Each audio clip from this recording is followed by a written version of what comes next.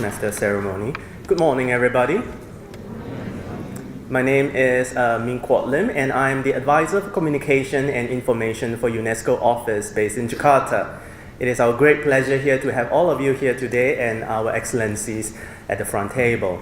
It is with the support of everyone that we are able to have this event today. And my role today is to explain and to give a description of what is the World Trends Report. That will be the purple color one. And I think most of you have the executive summary in the goodie bag. So the World Trends, it is the third regular report from UNESCO that looks at the global media landscape in 4 different pillars: media freedom, media independence, media pluralism, and safety of journalists. So these are the 4 areas that we are looking at, and in order to see what's happening, it has its regional component, but it also has its global component. And we are very glad that we are doing the Asia Pacific launch today. So up to the first slide, then the next one. Okay, so the first one is media freedom. And in a nutshell, the media freedom sees a stronger right to seek and receive information based on this report.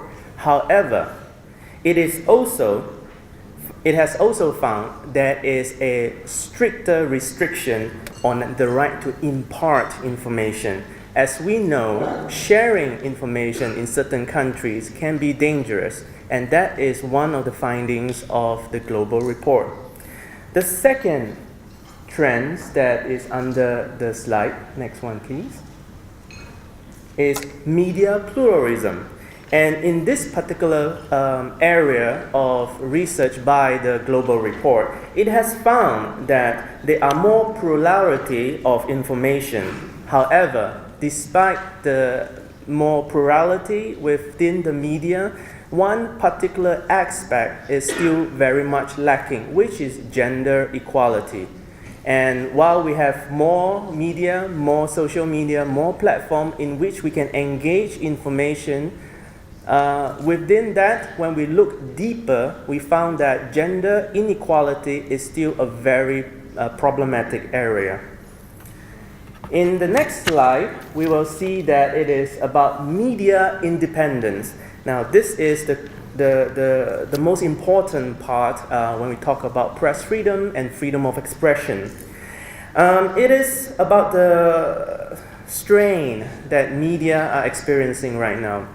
We know that the combined power of internet giants such as Google and Facebook, they are taking up a lot of financial resources and revenue from traditional media.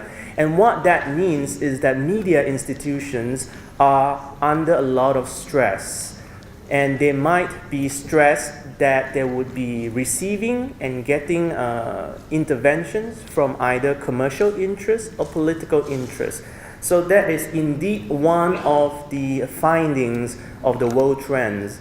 And on top of that, we also found a sliver of hope, let's say, the silver lining, is that media houses, including internet companies, they are now saying and doing what we think is quite good in terms of trends. They're doing more self-regulations. So they are taking a more proactive part in disclosing their guidelines, allowing tools for the users, and allowing themselves to be more proactive in ensuring that the information that is being shared through all this media are the best. And in the last slide, we will see that there's one very crucial component into all of this, which is safety of journalists. And as our guests have said this morning, it is a problem that affects many different countries. We have guests here today from Sweden, of course, from India, and from Canada even.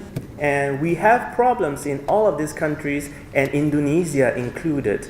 UNESCO works very diligently in collecting information concerning the status of killings of each and every journalist in the world. And for this report, we have collected information on 530 journalists during a 4-year period. And those are the 530 journalists killed in 4 years' time. So that is a very high number. And we try to put all of this information in all these 4 different pillars: safety of journalists, media independence, media pluralism, and media freedom in this report. And you have the executive summary with you. And I share Reiko's call that everybody please have a read. And if you are brave enough to read through all the information, we also invite you to download the 200 pages full report on UNESCO's website. It is freely accessible, and we hope that academics, policy institutions, journalists, news organizations, civil society will be able to use the reports that UNESCO have produced in order to improve the situation of freedom of expression, press freedom, access to information, and safety of journalists in your respective countries. Thank you very much.